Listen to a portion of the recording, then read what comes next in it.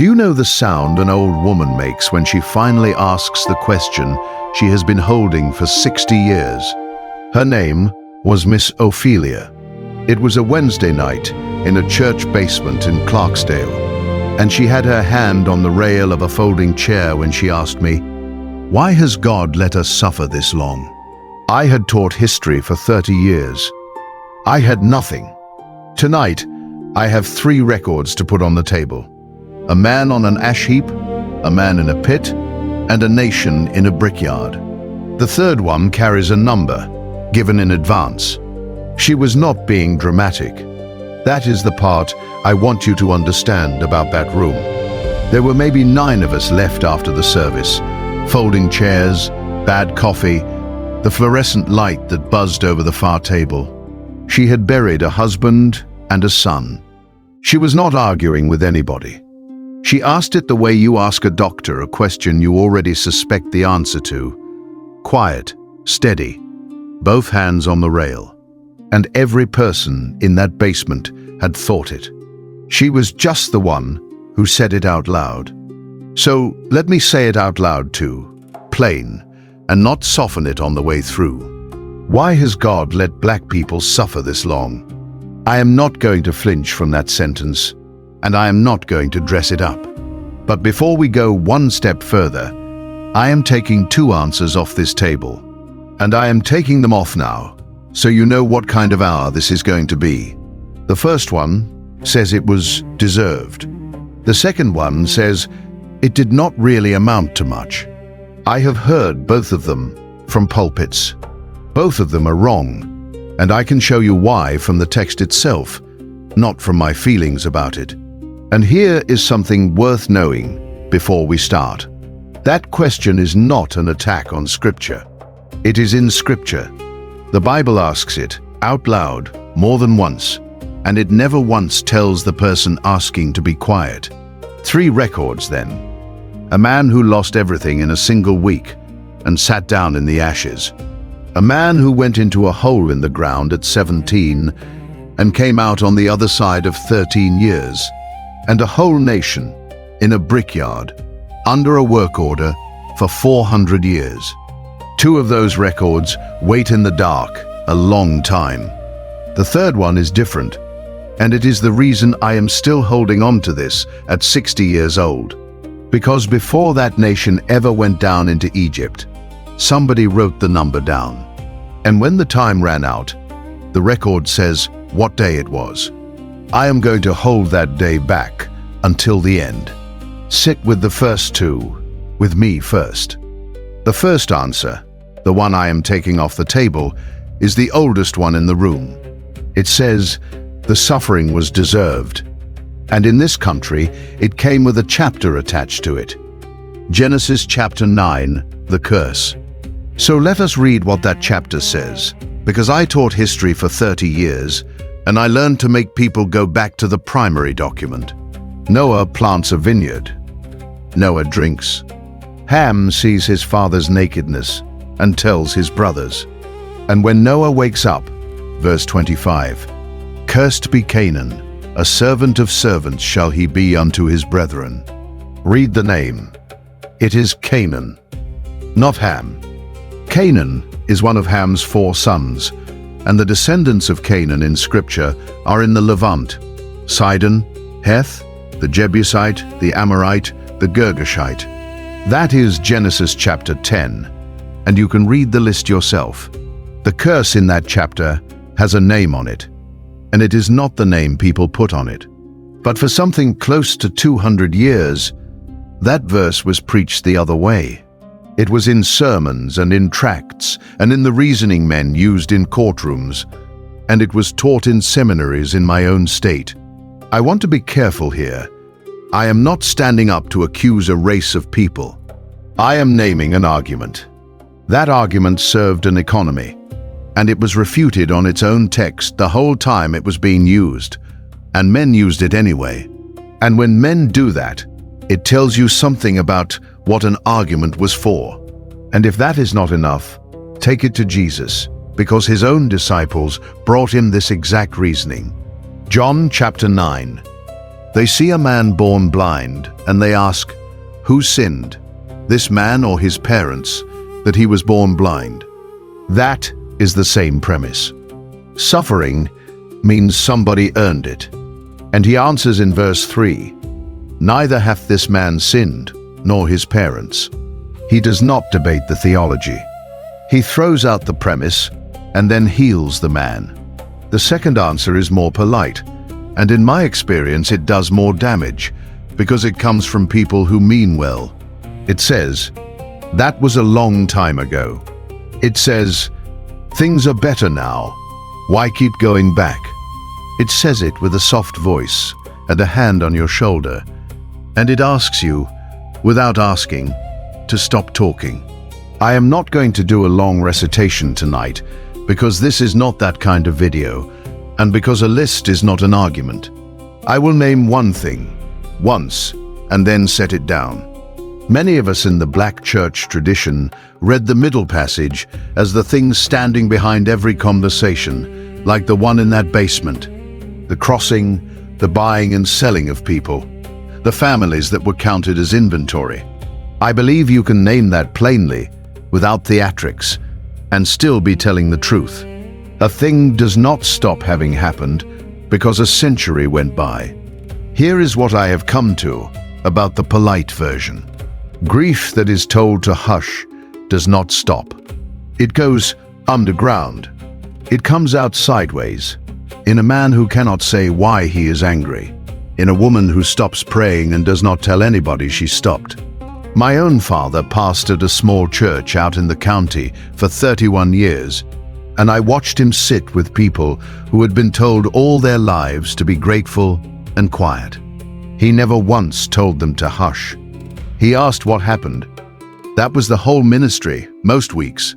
So if both of those answers are off the table, where does that leave us? It leaves us with the actual record. And the actual record is stranger and better than either one, because look at what got kept in it. Psalm 13 verse 1. How long wilt thou forget me, O Lord, forever? How long wilt thou hide thy face from me? That is in your Bible. Nobody edited it out. Habakkuk opens his book with it. O Lord, how long shall I cry, and thou wilt not hear? The Book of Lamentations is 5 chapters of a man walking through a burned city, naming what he sees. And there is a whole class of psalms.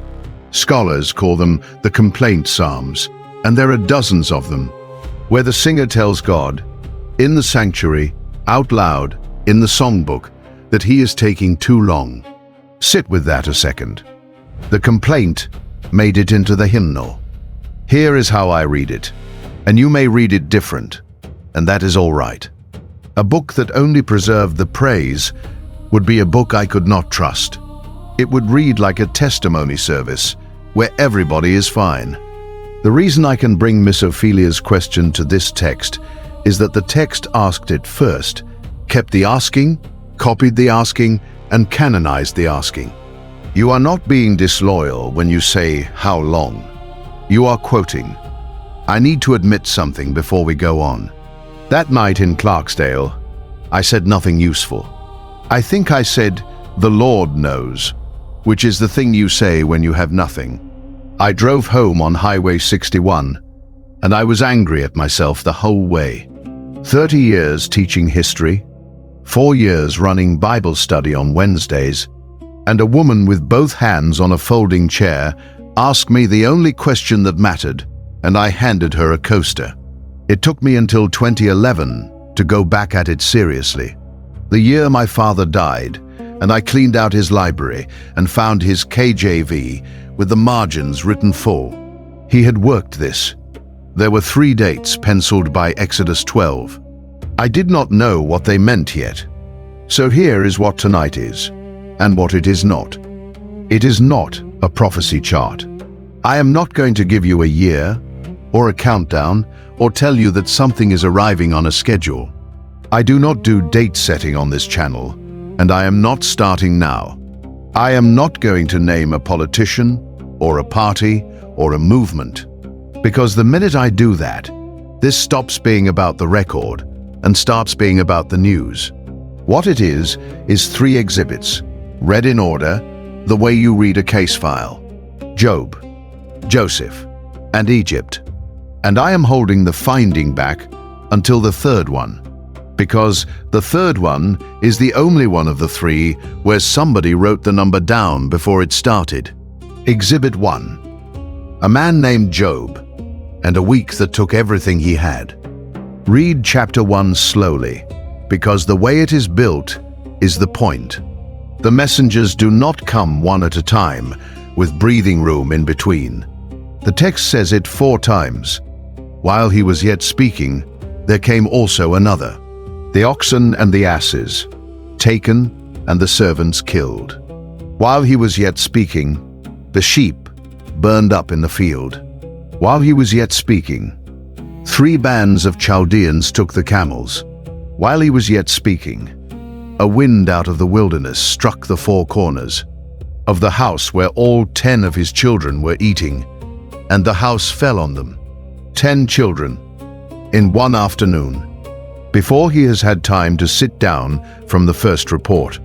And here is what he says, verse 21. Naked came I out of my mother's womb, and naked shall I return thither. The Lord gave, and the Lord hath taken away. Blessed be the name of the Lord. People quote that line at funerals like it is a comfort. Read it in place.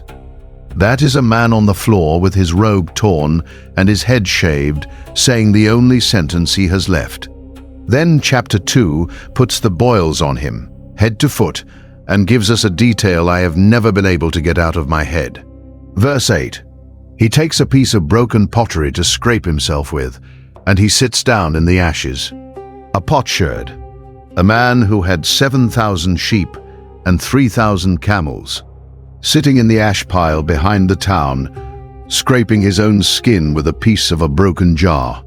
Now his 3 friends come, and I want to give these men their due, because for 1 week they do the exact right thing. Chapter 2, verse 13. So they sat down with him upon the ground 7 days and 7 nights, and none spake a word unto him, for they saw that his grief was very great. 7 days, nobody talking. 3 men who came from 3 different countries, who took the trouble to travel, who sat down in the dirt beside a man they could barely recognize, and said nothing at all. Do you know what that costs? I do. When my father died in 2011, the people who helped me were not the ones with the good words. It was a deacon named Roy who came and sat on my porch in Memphis for 2 hours and said almost nothing, then got up and said, "I'll be back Thursday." And he was. Sitting in the ashes with somebody is harder than talking, because talking lets you leave. But then they open their mouths, and every one of them gets it wrong. Eliphaz goes first. Chapter 4, verse 7. Remember, I pray thee, whoever perished being innocent, or where were the righteous cut off? There it is. The same premise the disciples brought to Jesus about the blind man. Suffering means somebody earned it. The innocent do not end up in the ash heap. So if you are in the ash heap, we can work backwards. And what makes those speeches dangerous is that they are not crude. They are polished. Bildad and Zophar bring proverbs and rhetoric and theology, and a lot of what they say is true in the abstract. God is just. God is mighty. God does not pervert judgment. It sounds like church. Every one of them is defending God. And at the end of the book, chapter 42, verse 7, the Lord says to Eliphaz, My wrath is kindled against thee, and against thy 2 friends. For ye have not spoken of me the thing that is right, as my servant Job hath. They defended God with a tidy answer, and God said they got him wrong. Read that 3 times. I will wait. And I have heard that same tidy answer aimed at my own people my whole life. If a whole population went through what it went through, there must be a reason on their end. It is Eliphaz's sentence in a suit. It was refuted in the oldest book in the Bible, and it is still walking around. Now watch Job, because this is the part that changed how I read the whole thing. He does not accept the accounting, and he does not walk away from God either. Chapter 13, verse 15. Though he slay me, yet will I trust in him, but I will maintain mine own ways before him. Both halves. Trust, and I am still going to argue my case. Then chapter 23, verses 3 and 4. Oh, that I knew where I might find him, that I might come even to his seat. I would order my cause before him, and fill my mouth with arguments. That is a man asking for a hearing. Not a miracle, a hearing. He wants the file opened, and he wants to be in the room when it is read. Here is where I land on Job. He holds the complaint and the faith in the same hand, and he never puts either one down. He will not lie about God to make himself comfortable, and he will not lie about his own innocence to make his friends comfortable. And the reason that record is usable to us, 4,000 years later in a church basement in Mississippi, is that nobody sanded it down. The complaint is right there in the book, in his own words, unedited. He asked for a hearing. 37 chapters go by, and then he gets one, and it does not go the way anybody expects. Count the chapters with me, because the number is the experience. Job asks for his hearing in chapter 13. He asks again in chapter 23. And God does not speak in chapter 24, or 25, or 26, 27, 28, 29, 30, 31. Elihu, the young man, talks for 6 chapters, 32 through 37. And if you have ever sat in a hospital hallway while somebody's nephew explains what God is doing, you know exactly what those 6 chapters feel like. 37 chapters. That is the weight. On the page, it is a few minutes of reading, and I think that is the single most misleading thing about how we read this book. On the page, Job's silence costs you an afternoon. In the world of that story, it was long enough for his skin to scab and crack and open again. Long enough for the men who came to help him to run out of patience and start arguing. Long enough for his wife to tell him to curse God and die, and then not have anything else to say. Then chapter 38, verse 1. Then the Lord answered Job out of the whirlwind and said, Stop right there and notice what has already happened before a single word of content arrives. He came. After 37 chapters of nothing, the God who had said nothing shows up and addresses the man directly by speaking out of a storm. Whatever the speech turns out to contain, the arrival is itself an answer to the waiting. He did not send Eliphaz. He did not send a dream. He came himself, and he talked to the man on the ash heap, not to the 3 men who had been defending him. Now, what does he say? This is where people get surprised the first time they actually read it, instead of hearing about it. He asks questions. Verse 4. Where wast thou when I laid the foundations of the earth? Declare, if thou hast understanding. And then, it does not stop for 4 chapters. Who shut up the sea with doors? Have you entered into the springs of the sea? Have you walked in the search of the depth? Where is the way where light dwelleth? Hast thou entered into the treasures of the snow? Canst thou bind the sweet influences of Pleiades, or loose the bands of Orion? Who provideth for the raven his food? Knowest thou the time when the wild goats of the rock bring forth? Read those out loud sometime.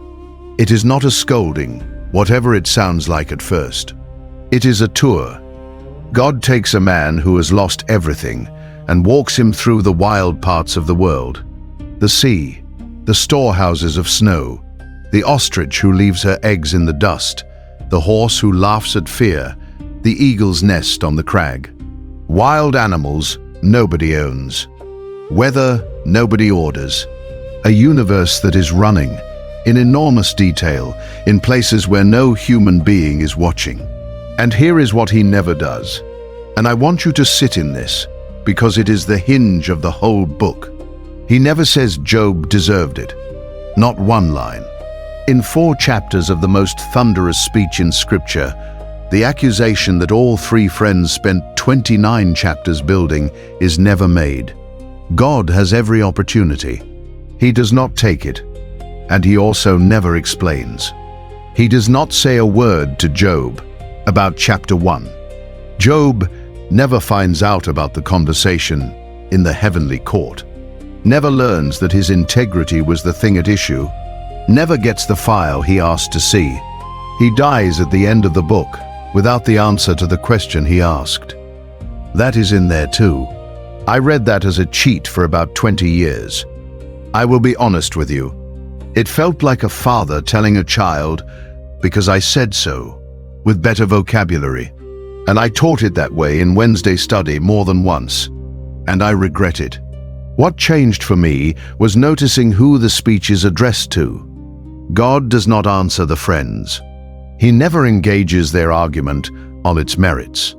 He turns his back on the tidy men and goes and stands in front of the one who was cussing and crying in the ashes, and he gives that man 4 chapters of his attention. Here is how I read it now, and you may read it different. The man got presents where he asked for an explanation. I do not think those are the same gift. I think the second one is bigger, and it took me until my 50s to say that without my jaw tight. And then the ending does something almost nobody preaches. Chapter 42, verse 7. God turns to Eliphaz, the man with the doctrine, and says his wrath is kindled against him and his 2 friends, because they have not spoken of him, the thing that is right, as his servant Job has. Read the scoring. The one who complained is the one who spoke rightly. The 3 who defended God in polished sentences are the ones in trouble. I taught school long enough to know how rare that is. The kid who argued gets the grade. The 3 who gave the expected answer do not. And then verse 10, and this is the sentence I would put over the door of every church I have ever attended. And the Lord turned the captivity of Job when he prayed for his friends. The turn does not come when Job stops hurting. It does not come when he understands. It comes when he prays for the 3 men who sat there and told him his children died because of something he did. That is a hard word, and I am not going to make it soft. I sat with it a long time before I would say it out loud. But it is what the record says, and the record is what we came for. That is Exhibit 1.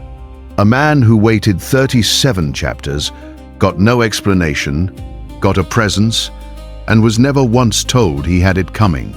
Now let me show you a man who waited 13 years and had to do it without the whirlwind. Exhibit 2. Genesis chapter 37. A 17-year-old boy walking out to Dothan to check on his brothers, wearing the coat his father made him. You know the outline. I want the details, because the details are what the pulpit skips. They see him coming from a long way off. The coat gives him away, and they say to one another, "Behold, this dreamer cometh." They strip him. They throw him in a pit, and the text says the pit was empty. There was no water in it. Then verse 25, and this is the line that stops me every single time. And they sat down to eat bread. Their brother is in a hole in the ground, and they open lunch. Then the caravan comes over the ridge, Ishmaelites out of Gilead with spices, and balm and myrrh headed down to Egypt, and Judah does the arithmetic out loud. What profit is it if we kill our brother? And they pull him up and sell him for 20 pieces of silver. 20. Under the standard price for a slave in that era, which was 30. They took a discount to be rid of him. And then they kill a goat and dip the coat in the blood and carry it back to their father and let him do the work of concluding. Jacob tears his clothes and refuses to be comforted and says he will go down into the grave mourning. That grief runs for more than 20 years, and every one of his sons watches it happen at the breakfast table and says nothing. Now Egypt. Genesis 39. And here is where the story gets harder to preach, because Joseph does everything right, and it costs him. He is sold into Potiphar's house, and he works. The text says the Lord was with him, and he was a prosperous man. And Potiphar sees it, and hands him the whole estate, everything except the food on his own plate. This is a foreign slave running an Egyptian official's household. That is not luck. That is a young man getting up early for years. Then the accusation. His master's wife wants him, day after day, and he refuses her. And he says, "Why? How then can I do this great wickedness and sin against God?" And when she finally catches his garment, he leaves the garment in her hand and runs. He does the right thing at full speed. And the garment he left behind, the very evidence of his innocence, the thing he dropped in order to get away, is what she holds up as proof of his guilt. He goes to prison for the one sin in that house he refused to commit. I want to name that plainly, because Sunday school tends to hurry past it toward the happy ending. Joseph was punished for his integrity, not for a mistake, not for a lesson he needed to learn. He was punished because he did the right thing, and somebody with power told a lie. And there was no court in Egypt where a Hebrew slave was going to win that argument. Prison is chapter 39 into 40. And again he works. Again he rises. The keeper of the prison puts everything under his hand. And then 2 men from Pharaoh's household land in there with him, the butler and the baker, and both of them dream. And Joseph reads both dreams correctly. 3 days later, the baker hangs, and the butler goes back to pouring wine at the king's table, exactly as he said. Joseph asks that butler for one thing: "Remember me, make mention of me to Pharaoh, and bring me out of this house." Genesis 40 verse 23. Yet did not the chief butler remember Joseph, but forgat him. And then chapter 41 opens with 6 words that cost a man 2 years of his life. And it came to pass at the end of 2 full years. 2 full years. It is one clause. You read it in a second and a half.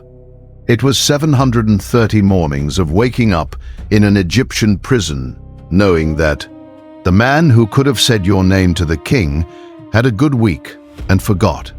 Now do the arithmetic on the whole thing, because most people have never done it, and the number is the story. Genesis 37 verse 2. Joseph was 17 years old when he was feeding the flock with his brothers. Genesis 41 verse 46. And Joseph was 30 years old when he stood before Pharaoh, king of Egypt. 17 to 30. 13 years. 13 years between the pit and the palace. That is not a hard season. That is his entire 20s. Every year, a young man builds a life spent in another man's house and another man's prison, in a country where he did not speak the language when he arrived. And here is the part I need you to see, because it is the whole reason this exhibit belongs next to Job. In those 13 years, the text records no dream for Joseph. Not one. He had 2 dreams at 17, back home, and then nothing. He interprets other people's dreams, the butlers, the bakers, eventually Pharaoh's, and he never gets another one of his own. No angel comes to the pit. No voice comes to the prison. No whirlwind. The record says the Lord was with him. It says that twice in chapter 39, and I believe it. But it does not say the Lord explained anything to him. Job at least got a storm.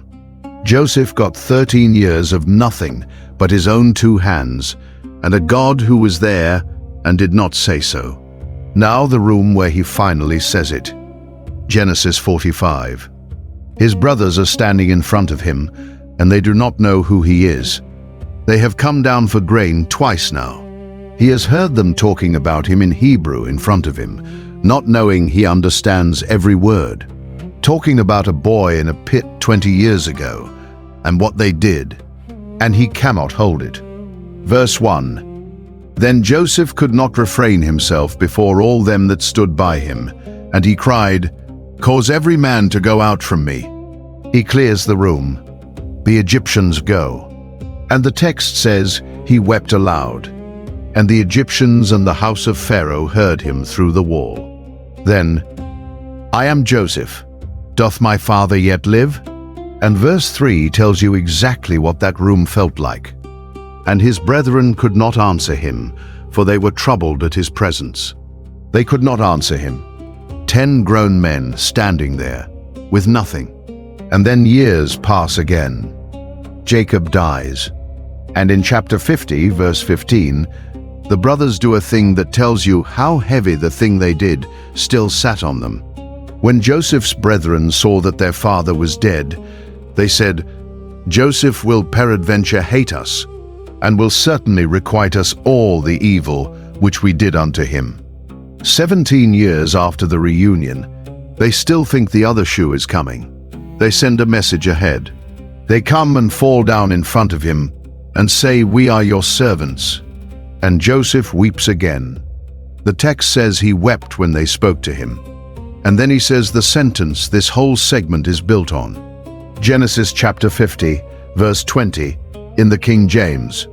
"But as for you, ye thought evil against me, but God meant it unto good, to bring to pass, as it is this day, to save much people alive." Read it in clauses, because the shape of it matters more than the summary. Clause 1. "As for you, ye thought evil against me." He does not skip this.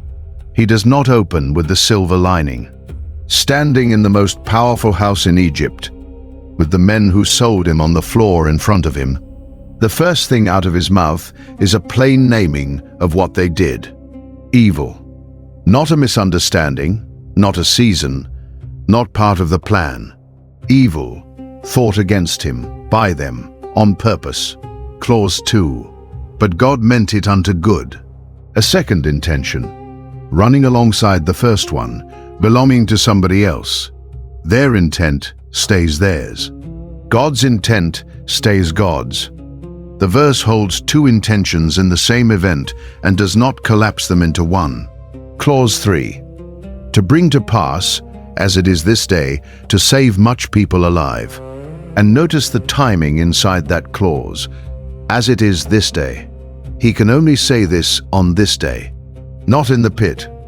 Not in Potiphar's house. Not in the 2 full years after the butler forgot him. 22 years in, standing in front of the grain that is keeping 2 nations alive. He can look back and see a shape. He could not have said this sentence at any earlier point in his own story, and neither can anybody else. Now the fence, and I am going to build it high, because this verse gets used as a weapon more than almost any other verse in the Bible. It does not say the pit was good. It does not say the brothers were instruments doing God's work and should be thanked. Read the verse again. They are still the subject of the word evil in the first half of the sentence. Nothing in it converts what they did into a good thing. There is a difference between authoring a thing and redeeming a thing, and this verse is entirely about the second one. So here is the fence. Nobody gets to walk up to a person in the pit and tell them their wound was a gift. Not you, not me, not a pastor with good intentions, not a well-meaning cousin at a repast. Joseph said this about his own life, from the other side, in his own mouth, decades later. It is a testimony. The moment somebody else says it to you while you are still down in the hole, it stops being a testimony and becomes a stick. I have been handed that stick, and I have handed it to other people, and I was wrong both times. And let me show you one more thing before we leave Joseph, because it is the detail that keeps me honest about all of this. Count how many times that man cries in these chapters. He weeps when he hears his brothers talking in chapter 42. He weeps and has to leave the room in 43. He weeps aloud in 45. He falls on his brother Benjamin's neck and weeps in 45. He weeps on his father's neck in 46. He weeps over his father's body in 50. He weeps when the brothers send that frightened message in 50. A man who is completely reconciled, who says the sentence about God, meaning it for good, who runs a nation, and he cannot get through a single one of these scenes dry. And look at what he named his sons back in chapter 41. Before any of this, Manasseh, verse 51. For God, said he, hath made me forget all my toil and all my father's house. Ephraim, verse 52. For God hath caused me to be fruitful in the land of my affliction. Forgetting, named as a mercy. Not as proof it stopped hurting. A man does not maim a child, God made me forget, unless the remembering was doing something to him. Redeemed is not the same word as erased.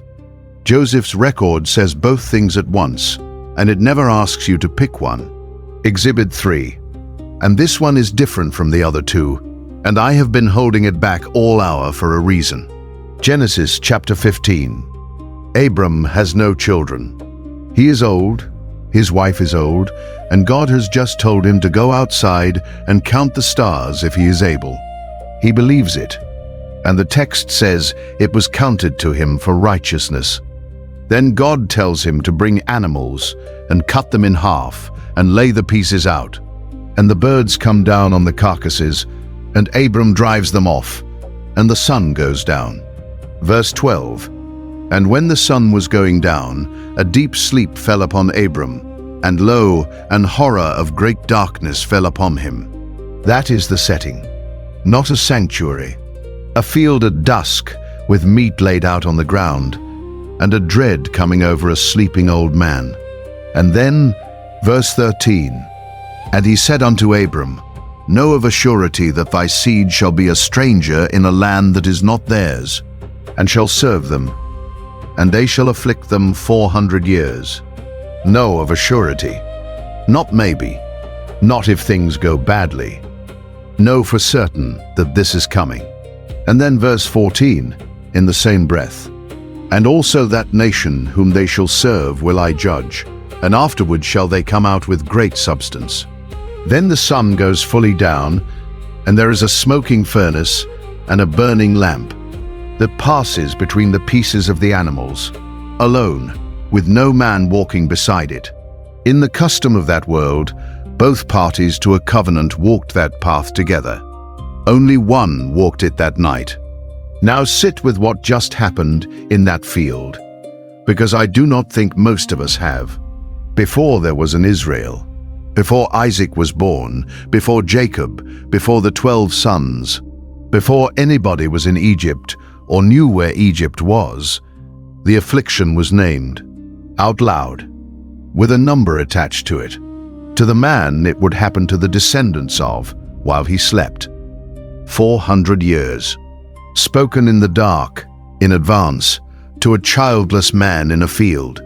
And here is what I need to say next, carefully, because this verse can be twisted into something ugly in about 4 seconds. Foretold is not the same as deserved. Nowhere in that field does God say Abram's seed will be afflicted because of anything they did or would do. There is no charge sheet in Genesis 15. No sin is named. No people is faulted. What is described is something that is going to happen to them, and God is telling the man ahead of time that he knows it. Foretold is also not the same as willed. I have heard preachers slide from God said it would happen to God wanted it to happen without pausing for breath. And I want to stop right on that line and stand there. Look at the very next verse. The nation that does the afflicting gets judged. God does not judge a nation for carrying out his own wish. The judgment in verse 14 only makes sense if what Egypt did was Egypt's to answer for. Here is how I read it, and you may read it different, and that is all right. This is a covenant that includes the affliction in its own terms. Most of the promises men make leave the hard part out. You find that part later, in the fine print, or you find it the hard way. This one was read aloud first. Before there was a single descendant to suffer it, the suffering was in the document. I do not find that cold. I have come to find it the opposite. It means that when it came, it did not come as a surprise to heaven. Somebody had already written it down. But I do not want that number to stay a number, because that is exactly how we diffuse it. 400 years reads like a word. It is not a word. Let me make it a length of time you can feel. 400 years is 5, maybe 6 generations, depending on how you count them. It is longer than the United States has existed. Go back 400 years from tonight, and you are before the founding of most of the cities in this country. Every person who was alive when it started was dead long before it ended. Every person alive when it ended had never known anything else. Think about what that means for the people in the middle. A woman born in year 180. She hears from her grandmother about a promise made to a man in a field a long time ago. She works. She has children. She teaches them the promise, because that is what you do. She dies in year 235. Nothing happened in her lifetime. Nothing happened in her mother's lifetime. Nothing will happen in her daughter's. And there is no whirlwind in those 4 centuries. No speech out of a storm. Job waited 37 chapters. Joseph waited 13 years. These people waited 400 years, and the record does not report a single word from heaven in the middle of it. And then Exodus chapter 2, verses 23 through 25. Read it with me and count the verbs, because this is the hinge of the whole Bible, and it turns on 4 of them. And it came to pass in process of time that the king of Egypt died, and the children of Israel sighed by reason of the bondage, and they cried, and their cry came up unto God by reason of the bondage. And God heard their groaning, and God remembered his covenant with Abraham, with Isaac, and with Jacob. And God looked upon the children of Israel, and God had respect unto them. 4 verbs: heard, remembered, looked, had respect unto them. Not, and God arrived, as if he had been away. Not, and God changed his mind. Heard, the sound reached him.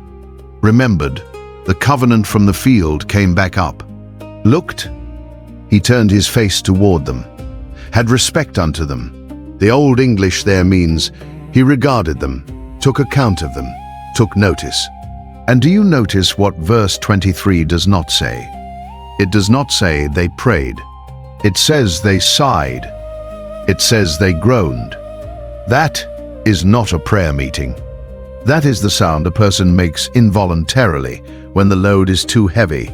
And the text says that sound came up unto God by reason of the bondage. You do not have to have words. That is in the record. I have to tell you the part I have avoided saying on camera. And then I am going to move on quickly, because it is not the point of the video, and I will not use it as one. We lost a son, Caleb. That is all I am going to put on the record about it, and Ruthie and I have an agreement about that. For a long stretch after, I read Exodus 2 like an accusation. Heard, remembered, looked, had respect, and I would think, 400 years though. 400 years of heard and nothing done. I could not get past that.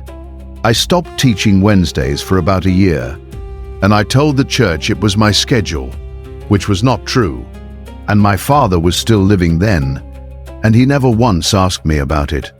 He just kept calling on Sundays. Here is where I have landed, and I want to be honest, that landed is a generous word. I still get turned around on it. The 4 verbs are not a description of God arriving. They are a description of what was going on the whole time. He heard it in year 1. He was still hearing it in year 399. What changed in Exodus 2 was not his attention. Something else came due. And I cannot tell you what, and I have stopped pretending I can. And that is the most honest sentence in this whole video. That is what I could not say to Miss Ophelia in that basement. I would say it now, not as an answer, as the only thing I actually have. And then the record does something I did not see for 40 years, because I read Exodus 12 for the plagues and the lamb, and never once read the bookkeeping at the end of it. Exodus chapter 12. The night of the Passover is over. The firstborn of Egypt are dead.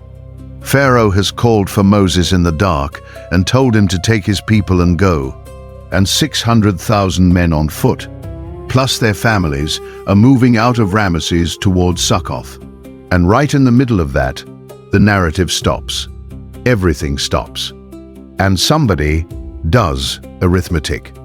Verse 40 and 41, both of them, exactly as they sit on the page. Now the sojourning of the children of Israel, who dwelt in Egypt, was 430 years. And it came to pass, at the end of the 430 years, even the selfsame day it came to pass, that all the hosts of the Lord went out from the land of Egypt. Read that again and listen to what kind of sentence it is. That is not poetry.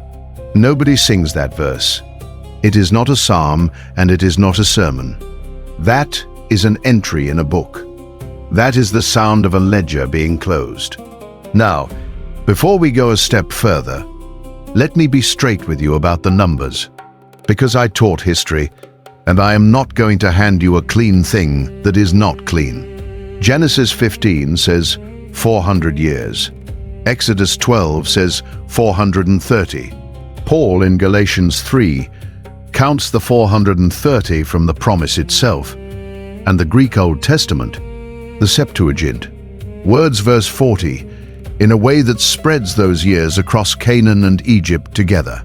People have been working on that difference for 2,000 years, and honest commentaries lay the options out side by side instead of picking one and pretending.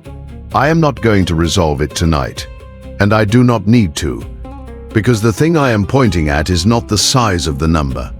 It is that there is a number at all, and that somebody was tracking it to the day. Because look at the phrase in the middle of verse 41. Even the selfsame day it came to pass. The selfsame day. Not that year. Not around that time. Not in the general season of the fulfillment of the promise. The same day. Sit with that a second, because it means somebody had been counting. Through the whole thing. Through the years when the store cities were going up at Pithom and Ramses, through the taskmasters and the tailor bricks and the straw they had to go find themselves, through the order to throw the boy children in the river, somebody, where nobody could see it, was keeping the count. And here is the pair I want to put in front of you, one line above the other, in a field at sunset, to a sleeping childless man with meat laid out on the ground. They shall afflict them 400 years. 4 centuries later, in the dust outside Ramesses at midnight, with a nation walking, at the end of the 430 years, even the selfsame day, an opening entry and a closing entry, in the same account, in the same handwriting, separated by 430 years and about 700 pages of everything going wrong in between. Nobody inside that stretch could see the ledger. Not the woman in year 180. Not the man laying brick in year 300. Not Moses at the burning bush asking, "Who am I, that I should go unto Pharaoh?" Every one of them was living in a page of the account with no way to see the total at the bottom. And I want to be careful with how I hand you this, because it would be easy to turn it into a countdown, and I told you at the top that I would not. There is no date in this for you. There is no year, no chart, no arithmetic you can run on your own life or your own generation or this country. That is not what I am doing, and it is not what the record supports. What the record supports is smaller and harder and, I believe, more useful. A time that felt uncounted was being counted. And the closing entry has a second line on it, which almost nobody reads next to the first. Go back to the field. Genesis 15, verse 14. The same breath as the 400 years. And also that nation, whom they shall serve, will I judge, and afterward shall they come out with great substance. Great substance. That is in the original promise. Not just out, out with something in their hands.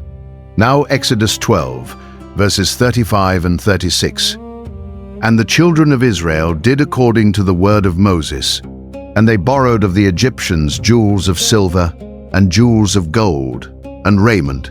And the Lord gave the people favor in the sight of the Egyptians, so that they lent unto them such things as they required. And they spoiled the Egyptians. Silver, gold, raiment, clothing, because you do not walk into a desert in what you wore to lay brick in. Put the two verses beside each other and match the words. Come out, they went out, with great substance, silver, gold, and raiment. A clause spoken to a sleeping man 4 centuries before there was anybody to walk out, and it lands word for word in the inventory of what they carried.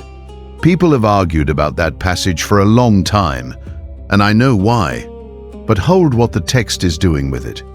400 years of unpaid labor, and the account does not close with them walking out empty-handed.